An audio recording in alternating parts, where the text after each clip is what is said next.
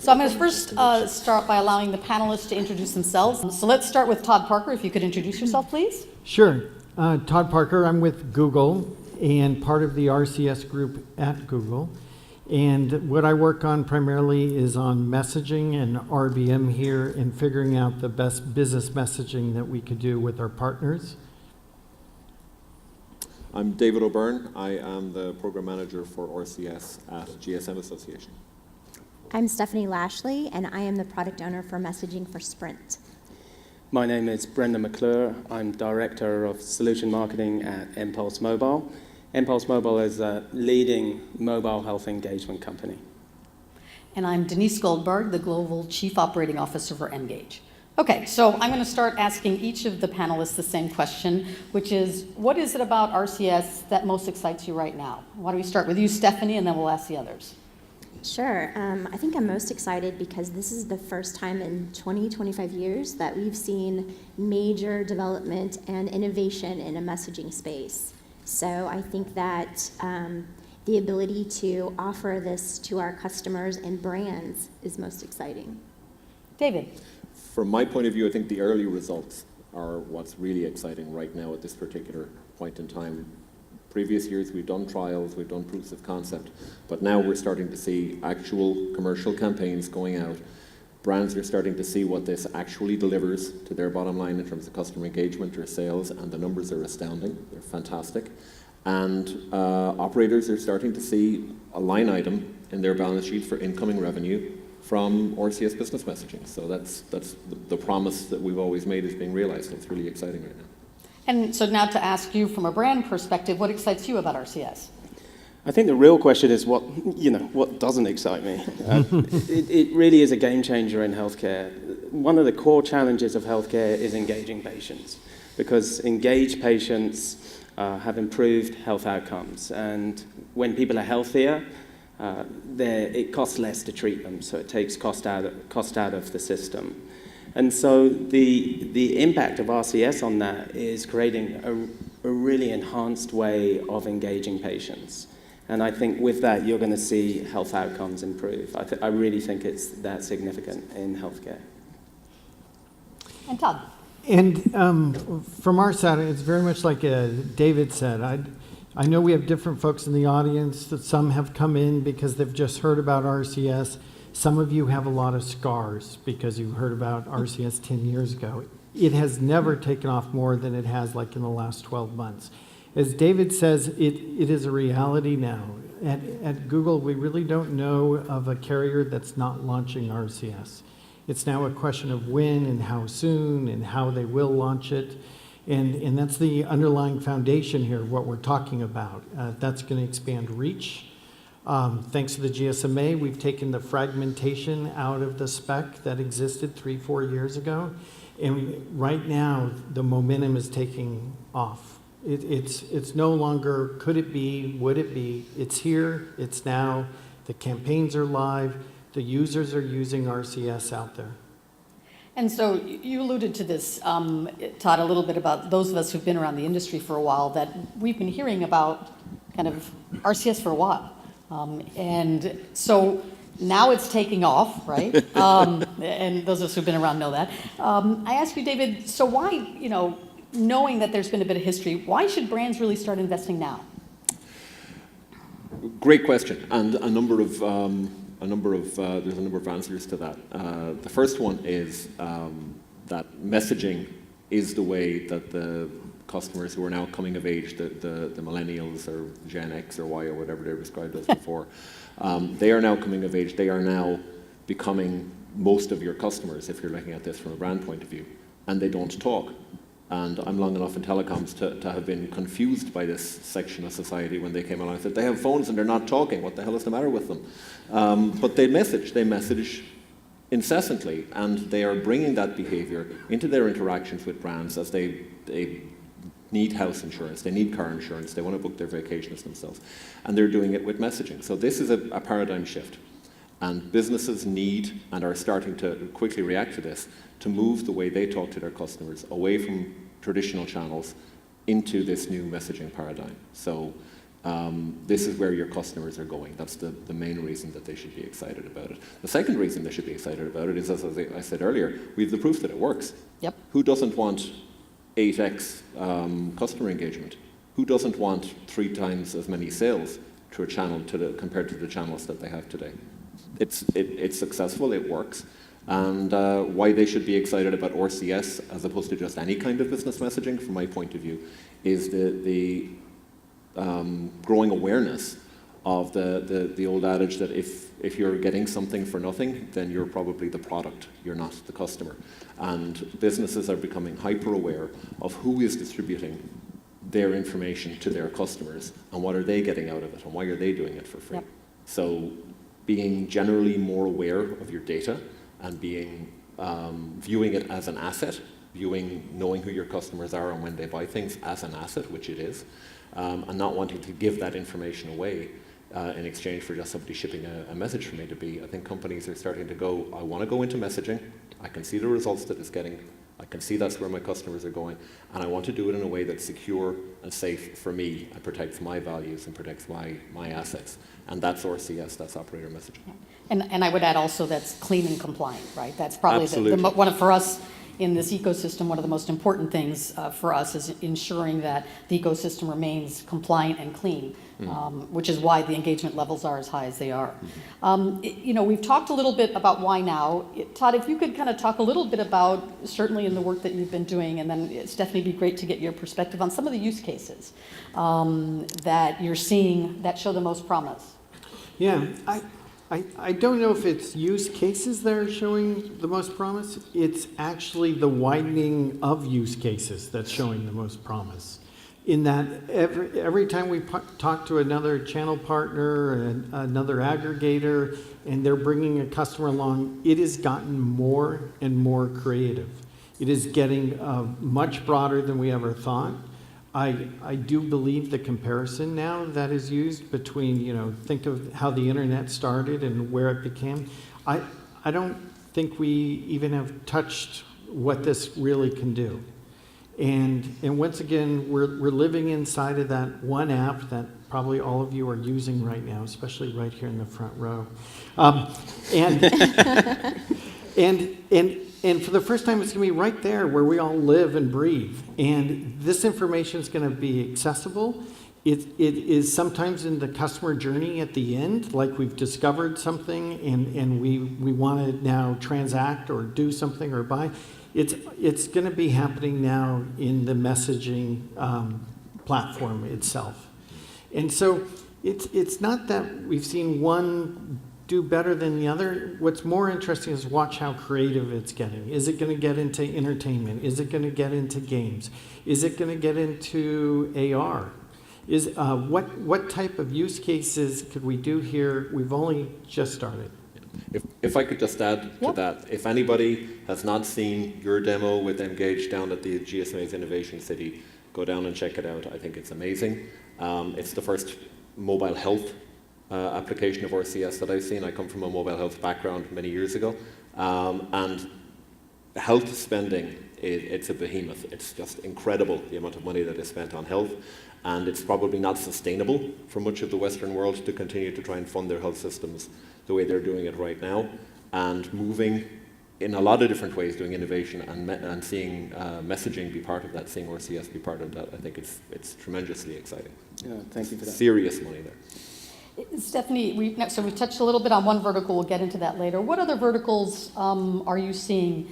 And then I'd like to ask certainly other panelists as well, where there's particular success in this kind of early stage, if you will. Sure.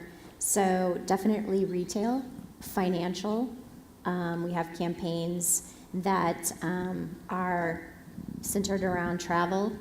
I would think some of the most compelling campaigns are the financial, because as Todd said, they really transcend just that initial one-on-one engagement. There's some really interesting things going on. We have a payment provider, we have a bank. So for me, I think some of those financial campaigns are really interesting. Two-factor authentication, Some of the bells and whistles, for lack of a better word, are the ones that I find the most exciting. The travel, booking.com, that's one of the most successful campaigns.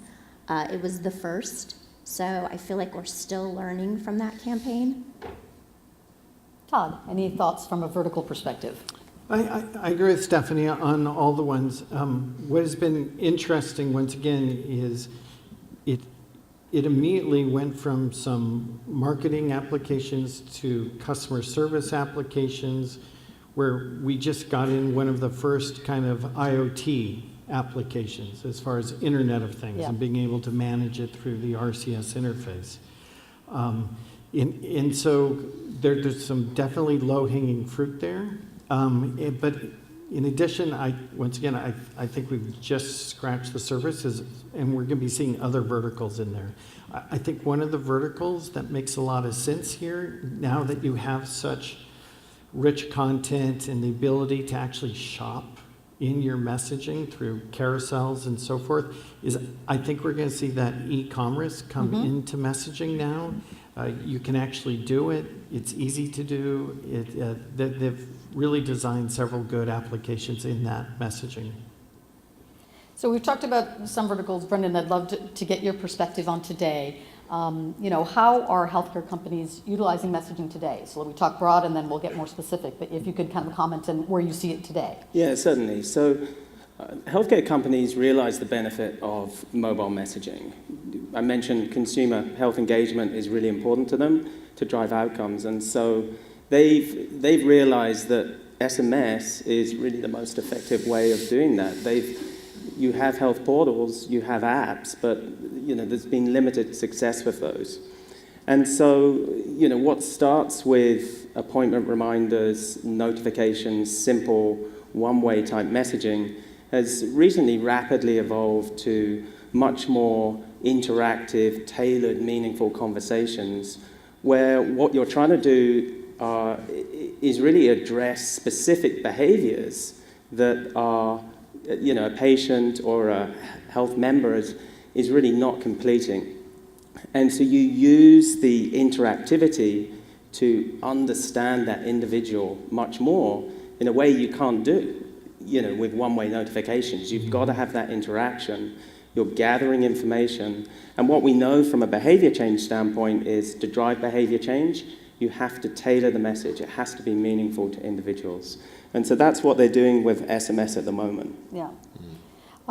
If we think about, and we know that the personalization is a key component that's driving this, right? The more personalized that we can make messaging, the more it's relevant to those end user customers. David, from your perspective, what are what is it that is going to help drive adoption across all of these different verticals? What are the things that we think that are going to help, drive that increased adoption of this service? I think it's the gold standard in this area is still SMS. It's like nearly 5 billion people can be contacted with an SMS anywhere in the world. Every handset can receive an SMS and render that SMS. So even though it's not a particularly engaging format in terms of reach and reliability, it doesn't have a parallel. And that is what RCS needs to go after. So being on every handset is critical. I really welcome the press release, the announcement that was made between Google and Samsung. Yep. The specification was always there to enable the interoperability, but what's now there is the rest of the bits, the interop testing, the coordination of developments and releases and things like that. So we are massively forward in terms of the Android ecosystem and working very, very hard on the Apple ecosystem. I think that's critical. And then the networks. So the first movers and I would say even the mass market of operators are now moving towards launching RCS. What we need to do is to fill in all the gaps. Japan, for example, all 3 network operators in Japan launched in parallel with the same system, launched interoperably. So on day 1, you could send an RCS message to anybody else. Here in the US, although AT&T are live, and T-Mobile are live, Sprint are live, and Verizon are going to be live by the end of this year, they're still working on interoperability. So interoperability, ubiquity across networks and ubiquity across devices are the key things we need to achieve. Yeah. Todd, any comments on your end, particularly in light of the announcement yesterday? Yeah, just to, so for those that missed it, the announcement yesterday was exactly as David said. It's a combination of the spec is there, laid the foundation, allowed all this ecosystem to grow. The announcement was really two pieces. One, a much closer tie with Samsung to make sure everything is working smooth. And then probably the most exciting piece of this announcement is fits here in this room about RBM, which is we and Samsung are joining together so that if you do a campaign on Samsung's map platform, it gets delivered to all Android, including those that have our application Android messages. And if you do a campaign on Google's map system, you also reach that same endpoint.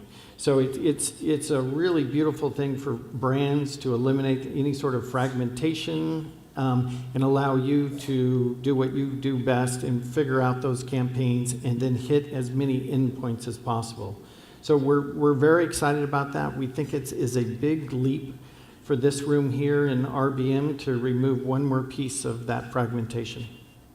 Yeah, and for those of us who work directly with brands, that's been obviously one of the hurdles, if you will, is what they care about is reaching their entire audience regardless of the carrier that they're on. Stephanie, what is it going to take, knowing some of these challenges, really to excite brands about RCS? I think it's easy to get excited about RCS. I think David mentioned a lot of elements, and so did Jim, that that is the one channel that everyone is using and that companies can utilize to get that reach. So I'm not sure that it's a hard sell, in my opinion. Could be wrong. But I think the proof is in the pudding. The engagement rates are so much higher on RCS than they are on SMS, and the click-through rates. So I feel like if we can just get the message out and show brands what the actual experience looks like and the results, I think the adoption will come. And so Jim had alluded to it in his presentation, and I'm going to ask you this, Todd. Can you speak to some of the results? Because I agree, I think, Stephanie, once you're able to show the kind of results that we're getting, the level of engagement, even relative to SMS that already has high engagement rates, that is something that's a very powerful message. From your perspective, what are the results? Can you talk to at least some of the quantifiable results and measurements that you're seeing? Because I think that's important, particularly for the audience, that they know what those are. Yeah, absolutely. And this week has been great because this week as David says, we've now launched. We're out there in the wild. We're running live campaigns. And it's been nice because this week is the first time we've talked about results. And these results are, for us, we're live right now in the US with Stephanie at Sprint. We're also live in Mexico, which we're doing a ton of business in right now as well. So these results just aren't US, but it's also Mexico. And you'll see us in Canada very shortly here on doing live campaigns as well. So the results I've seen in these last 2 days, which I don't know about you guys, but it feels like we've been here for 2 weeks already. But the results in the last 2 days have been fantastic. Subway published their results. We will be having a case study out soon on that. But in one of the seminars yesterday, Subway announced that they had about 60%, 70% more click-through rate as far as engagement, the first tap. And then more interestingly was a much higher quality of users going through, and they increased the actual purchase, which the campaign ran through a coupon redemption. So we're going all the way to the point of sale. And for that, for instance, they publicly announced that they were in the 140, 150% result. There are many other campaigns that have been announced on these results and what has happened. Just some fantastic ones out there. I encourage you to go to Innovation City and see all the great stuff. When we look at the campaigns in total, in aggregate on our side, we have released the numbers that we see. We've loved for years which was just used, the 94% read rate. Now that we have read receipts, we actually know what read rate is. We send that back through our API so brands and the aggregators can see that. But that is 86% read rate. And we know exactly what is the fall off of the read rate. How many read in the first 5 minutes now? How many in 10 minutes? How many in 15? Just information we've never been able to touch before. And if you're a quick serve restaurant, you're trying to catch that user right at 4 o'clock, 5 o'clock before they leave work to stop and pick up food on the way home. Because if you go home, you aren't leaving home. And so they try to send the message right at that time, but they don't know if you opened it up at that time. All they know is they sent it. And so for the first time, we're giving back the brands, the channel partners, the read. The second stat, which is really clear, and Stephanie likes calling this the money slide, is that the tap rate, on average, of all the campaigns we've ran, is 22%. Now, when you think about that, the campaigns you're probably running today, on average, we've talked to all the people we could on this. What we heard back on average was about 4%, 5%. Much higher than email would ever touch, much higher than direct mail would ever touch. But now, simply by adding the rich media, the color, the response rates, even the AI we talked about before that could actually carry these conversations, the tap rate is much, much higher. And then what's nice is some of these results is we're seeing it follows all the way through purchase with a much higher quality lead flow going through your funnel. And so now I want to bring it to healthcare, right? So we've talked a bit about the results and other verticals. If you could talk, Brendan, a little about specifically your experience in terms of the value of RCS within your industry. Yeah, certainly. So I think we've mentioned there's a huge potential for RCS in healthcare. RCS enhances the way that you can engage consumers. You create much more deep, meaningful touch points. And what that really means in healthcare, we see it as a greater ability to change people's behavior. And what that really means are specific things like refilling prescriptions. Currently, adherence to medication is about 50% across medications. And that's a tremendous amount of waste in the system, and people aren't getting the therapies that they need. And to improve that by creating a channel where they can refill their prescriptions directly in that channel, maybe that can be linked to mail order delivery, you suddenly get a very seamless way for people to refill their prescriptions. Other things could be preparing for surgery and then, in that recovery, post-surgery, following their care plan, providing them with interactive touch points to really check in on them and see, how are they actually doing? Do they need assistance? And engaging them with a dialogue, which is very efficient to do over messaging.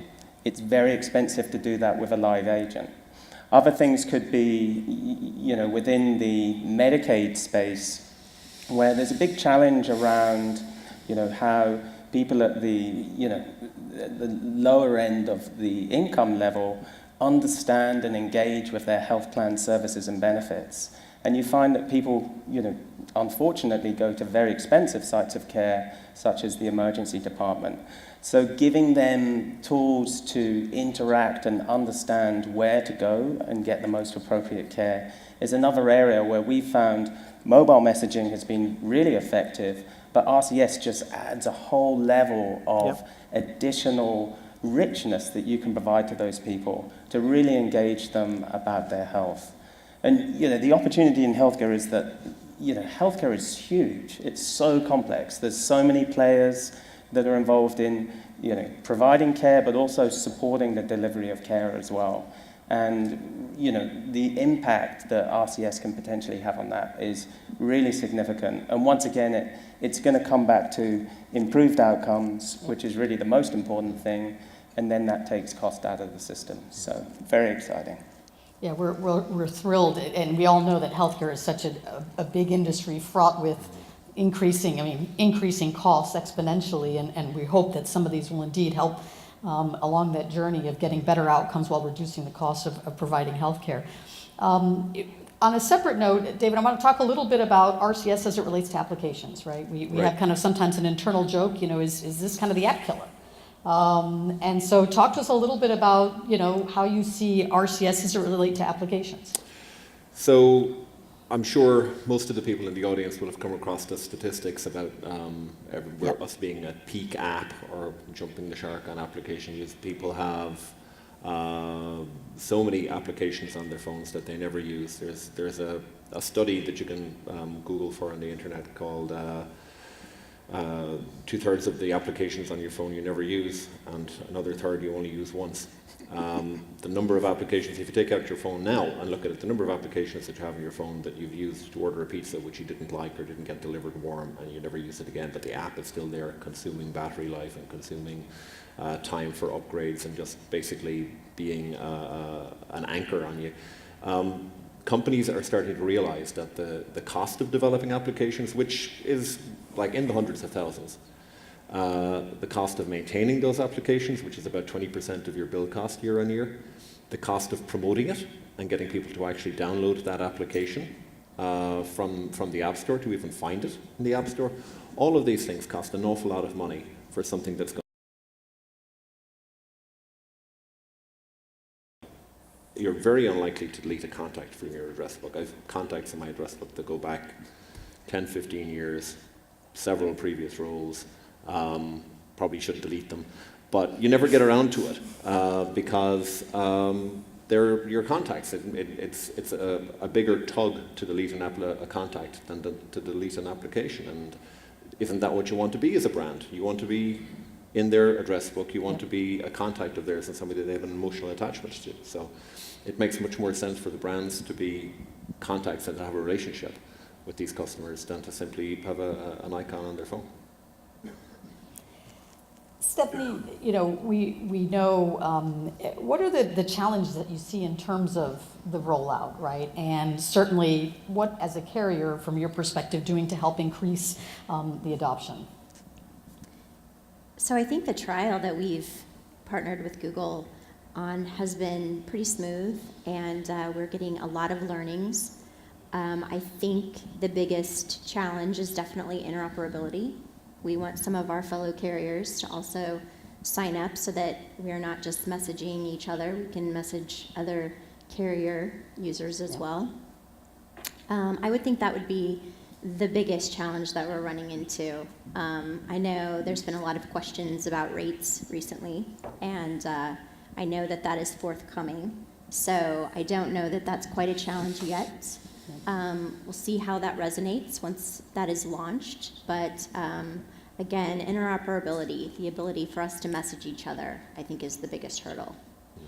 And Todd, in terms of, and in your work with us in the ecosystem, what can brands do to kind of effectively prepare? And then I'm going to specifically ask Brendan to talk about his experience and then talk about what he's doing, what he's showing at Innovation City. But from your perspective, yeah. Yeah, I would love to talk about this one because we've had the opportunity to see all sorts of development teams come and work on this and partners like mGage. And what is absolutely key is I do have some definite takeaways of what you should be thinking about. Number one, when you launch a website or something like that, you have to launch the whole thing, right? You don't first put up the Contact Us page and hope that works.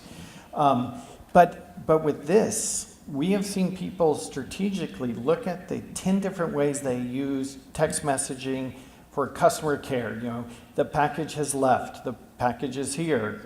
Do you need, did it arrive? These things. And what they've done is they've taken just one process. You don't have to do it all on day one. Just take one of the process that you think has the most leverage for you by turning it into rich media. It may be at the beginning of the funnel, end, what have you. You don't have to do the whole thing. So the low-hanging fruit here is to go after one. The second thing is we've seen people try to tackle very large projects, which involve coordination with back office IT legacy, CRM systems, things like that, and they're looking to build it into the process. We love that for the future, but it's hard to pull off right now today. The ones that are moving the fastest are the ones that can take that one application, send it out, change it, learn from it, and readjust. You know, the beautiful thing here is this is direct marketing. It is not the Super Bowl ad, so you don't have to nail it on one day in 60 seconds and make it work. This is all about testing. It's all about experimenting, and it's all about learning the new media. This is like going back in time and being one of the first people ever to launch on the web. Now is the time to do it. Now is the time to learn. Now is the time to see how customers react. Because it's a new game now. It's a new interface, and we as users and consumers are now using it for the first time, and someone could really get a leg up here. But I would go for the low-hanging fruit. I would go for one application. I would go with something that doesn't have 20 contingencies within your IT department, and I would go out there and test. And I would do it now. Now is the time. Yeah, it's something we've been talking with brands about is test and learn, test and learn, Yes. test and learn. That's really the thinking behind this. Brendan, it'd be great if you could, in the vein of certainly test and learn, talk a little bit about your showcase demo and kind of how you approached it. Yeah, absolutely. So, I agree wholeheartedly with what you said. When we had this discussion, the showcase demo is with Medtronic Diabetes, and just a bit of background. They've been a partner of ours, mPulse Mobile, for close to 5 years now, and they have a range of interactive conversational SMS programs. And so in introducing RCS to that organization, it was very much having a discussion around, well, what's the best fit in terms of where RCS capabilities map to what you're already doing with SMS, but the capabilities really enhance that program. And so, and to your point about where's the value, well, the value is intuitive, and the uptake is there because people just get it.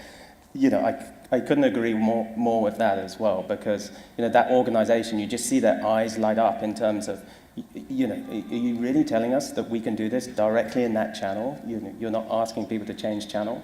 So that's our experience there. And, with the showcase demo, what we did is we took an SMS solution, which has been in production for 3 to 4 years. It's interactive. It's to do with consumable supply reorder for diabetic products.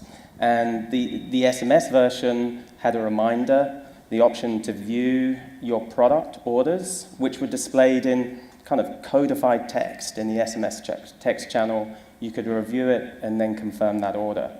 And so if you think about how RCS enhances that experience, you get the same text order reminder, but when you view those products, rather than seeing complex names of medical devices, you see the products and you're familiar with laid out in that carousel that allows you to essentially swipe across and view that order and confirm it. And then the other thing that was particularly valuable to Medtronic was in terms of postponing orders. So consumers tend to get a build-up of supplies. And the challenge that Medtronic would have is that they wouldn't go ahead with their order, and then they would drop off their order cycle. And so what you wanted to do was essentially postpone that order. It's very difficult to do that on text. And in the production version, they had a complex kind of response type where it was future 1 to postpone by 1 week, future 2 for 2 weeks. Very difficult to get consumers to interact with that. And so when you add the RCS capability on top of that, you just have buttons. 1 week, 2 weeks, 3 weeks, 4 weeks. It's a much better consumer experience, but if you think about the value to the organization, you still have got that order cycle in place, and then when that 2 weeks is up, you get an automated reminder that goes out again. They can view their product order and go ahead and confirm that. And so it's a very exciting opportunity to bring those sorts of solutions to the healthcare industry. They make a tremendous difference. And I'm going to reiterate what David said earlier. At the Innovation City, between 3 and 5 today, you can actually see the demo and strongly encourage anybody to see it. So you can actually see what it looks like, certainly in the healthcare industry, which I do think is the first time we're seeing it in that specific vertical. I'm looking at the clock, and I have loads of questions. I do want to open it up, but I want to ask the one question that everybody asks, certainly our brands ask, is where is Apple in all this? Because it's great to talk about Android. You know, we know that in the United States versus the rest of the world, the penetration. But David, I'm going to have you just kind of, to the degree you can answer to what you can, you know, where do we sit with Apple? Who, me? You know this is only fair because David always asks this of his panelists. Well, and that's I'd love yeah, seeing what it goes turned around against comes around. him. It feels for it, much David. different a question when you receive it. Yeah, there's no question that we need to get Apple into this ecosystem, particularly for some key markets like the US, Japan, Scandinavia, the richer countries in the world. Basically, the richer the country is, the more Apple phones there are there. Yep. We've been working with Apple for years on this. We know that they have done engineering work. We know they've done engineering work with their greatest rivals to bring this product forward. But we're not quite after getting them to the point where we get over the top with this. I think there are challenges for them. I think they're well aware that in most countries, when you're iMessaging somebody, you're basically falling back to an SMS experience, which increasingly is just not good enough for your consumers. I think that what Apple need to start thinking about is that it's not iPhone versus Android phone. It's operator messaging in which the handset OSs have a stake versus OTT messaging in which they have no stake. Because what happens certainly in Europe, Latin America, is because you get to iMessage so few people so rarely, but you want that kind of an experience is you go to Facebook, or you go to WhatsApp, or you go to Line or KakaoTalk or one of the other OTT apps. So they are losing their customers' attention. And we think that that might be more interesting to them than satisfying their customers' needs in terms of the operators, because it's not something they seem to be terribly exercised about a lot of the time. So in summary, a lot of conversations going on, very, very high attention level to this. CEOs of the phone companies meet with Tim Cook all the time, and we do our level best and are pretty successful about making this agenda item 2 on every agenda of every carrier CEO who meets Tim Cook, to the point where he must be getting annoyed. And that's exactly what we want. We want it to be easier for him to just do it than to keep being asked about it. And we have the inner workings and decision makings of Apple are known only to them, and we won't know until we know. Thank you. And obviously from our perspective, you know, the key is getting more and more brands engaged. And the more engaged they are, the more they work with business messaging, the pressure will continue to build. So that's our obligation, to make sure that we evangelize and get a lot more traffic. So I'm going to stop there. I do want to, sorry, Denise, I do want to point out, by the way, that a lot of operators have developed their own iOS clients and put them in the Apple App Store. So if you take Vodafone, for example, Vodafone's iPhone using customers have RCS. Yep. Almost across the board. It's just not as well integrated into the iMessage experience. So I don't think we have too much time. I do want to leave some time for questions. I don't really know the logistics. I think there are microphones that are running around somewhere, voila. Any questions for the panel? Hi, thank you so much. Fantastic information. Curious, if someone forwards a message that they've received to a colleague, what kind of tracking happens, and what kinds of tracking of the interaction, and how do you get the new data of the new possible user, et cetera, et cetera, et cetera? I'm not sure I fully got that. So forwarding a message over. So let's say someone, you just sent a great text to someone, Sure. and they're very excited, they want to share with a friend. Yes. But now, as a client, as a brand, I want to pick up that friend, and I want to get that data from that friend of who they are. How do I now, as a brand, contact that person directly? So I'm curious what kind of tracking is happening through the system as things are forwarded to others. Okay, I'll try to answer it as I understand. So So what is nice, as we're growing, as the maturity is growing, we are all looking at virality and how that's going to work. And that takes many phases. One is just the app itself. For us, Android Messages is downloadable. Anyone in this room can download it. And if the carrier has RCS and has been integrated, it will light up if it is of the spec. Otherwise, it's a great SMS, MMS client. And on the peer-to-peer side, one of our top cornerstone use cases of that is sharing. Sharing of photos for the first time, in a much better seamless way than MMS has been able to do. Sharing of video, sharing of rich media. So now, taking your question, as I understand it, into the brand world, we are looking at that experience and trying to figure out how we can do it and how can we hand it off. So if I understand the use case, I've just found out that I, as a diabetic, have access to the messaging campaign. I want to forward it to someone else. We are working on ways that can forward, and then that can also go back to the brand. We think that's key. And we also think this has been an interesting shift for us, but we also think that just the business messaging side here alone as users is enough to compel people to sign up for RCS. Maybe you aren't sharing 20 photos every day, but maybe what you are doing is you're traveling all the time, checking into hotels, flights, the whole transportation ecosystem here.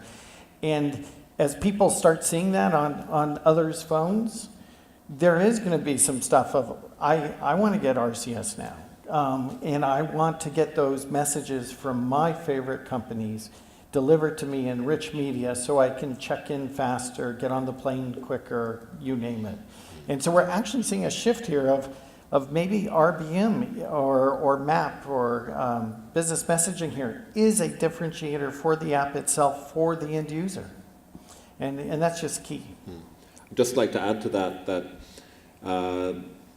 there's a balance that we have to strike between protecting the customer's information and having the customer feel that what they do on this application isn't tracked and isn't being watched either by the government or by some nefarious web company that would use it for marketing purposes. So social media. So having the customer believe in the channel is what drives quality of engagement and keeps the channel, as you said, clean, and leaves the customer feeling that what you do get through this channel is legit, good offers that I should pay attention to, and that's what maintains the open rate of 86%. 86% is still 10x any other channel. It's outstanding. So it's still phenomenal. So we need to strike a balance between giving the brands all of the data that they want about where messages are going and how customers are reacting to them, and protecting the fundamental proposition of RCS, which is that this is a service that you can trust in. Next question.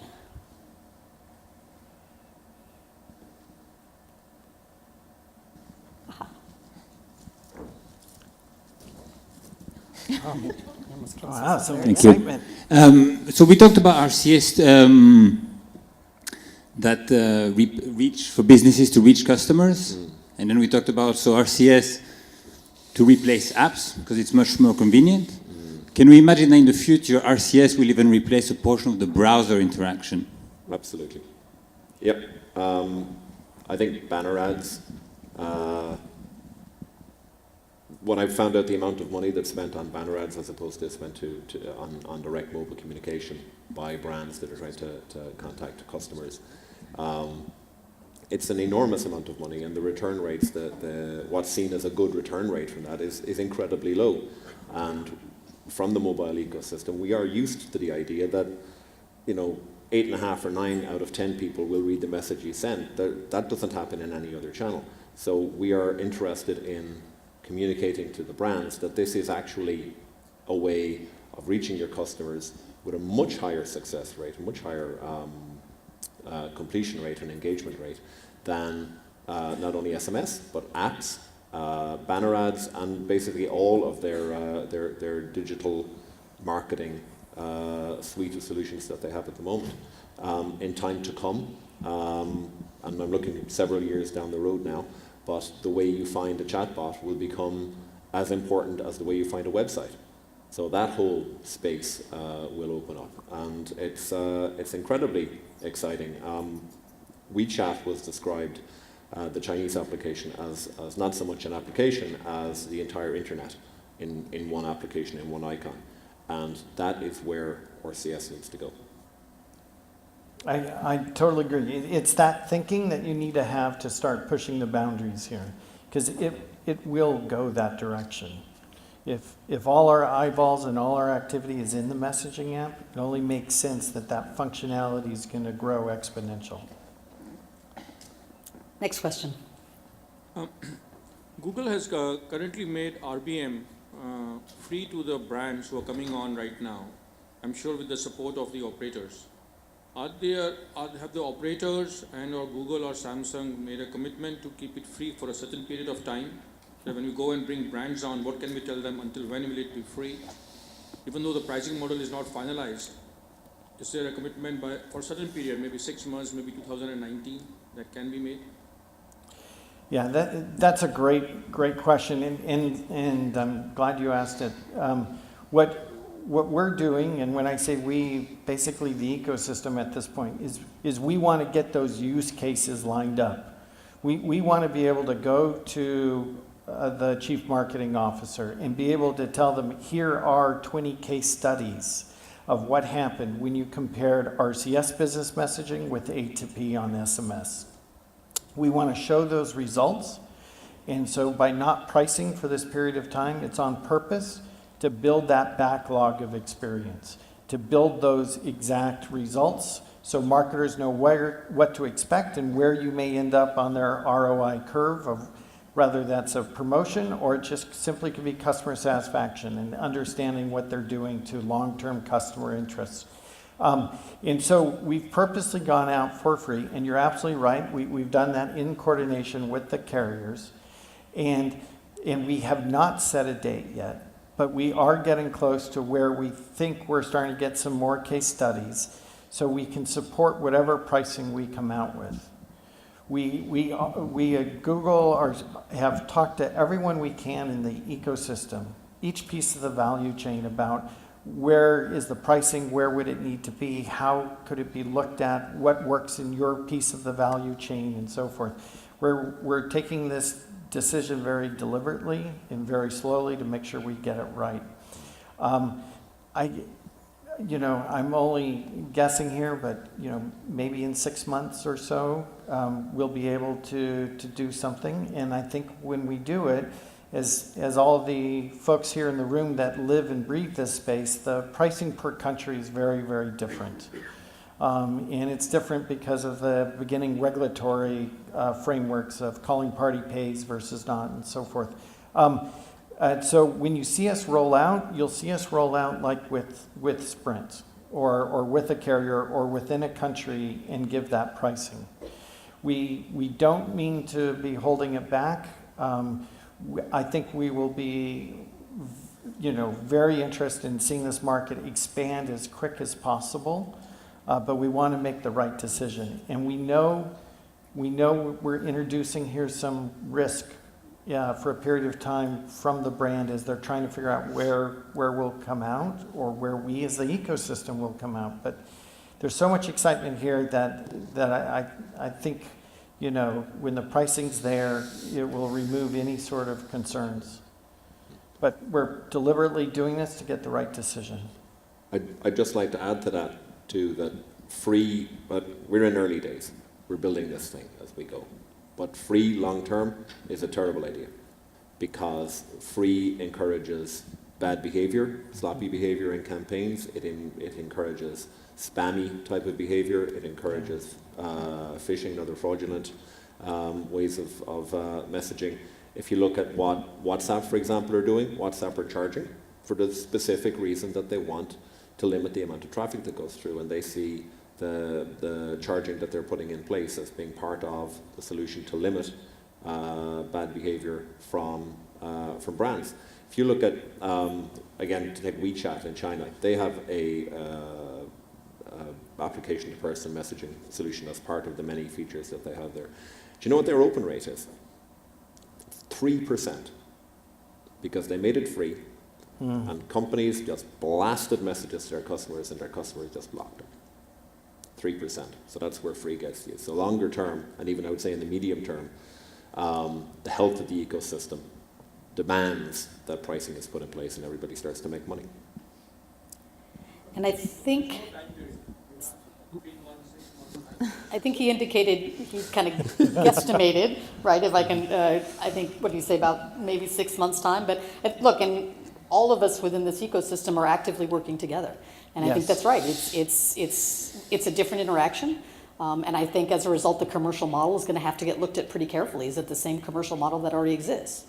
And so that does require, and fortunately there's consultation from various parties, of which all of us are a part of, but we're still in early stages, we're still learning, and I think that's right. We want to take our time to get it right.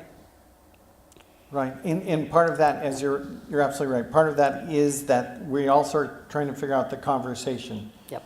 And how do you figure out how to give someone a conversation, but give the brand and the channel partner predictability of that cost. I've been in situations where campaigns were too conversational, only to land up on a CFO's desk, and they got too much engagement. So we don't want that. We don't want bill shock. So we want to make sure how we can have a conversation with this medium. And I'm getting the signals, so I want to thank everybody for their attendance. Of course, for those of you who'd like to stay after and ask questions, be delighted to answer them. Thank you very much. And I would like to add one more thing, which is we work through partners, and mGage is a great partner of ours, and they're the ones that make it happen.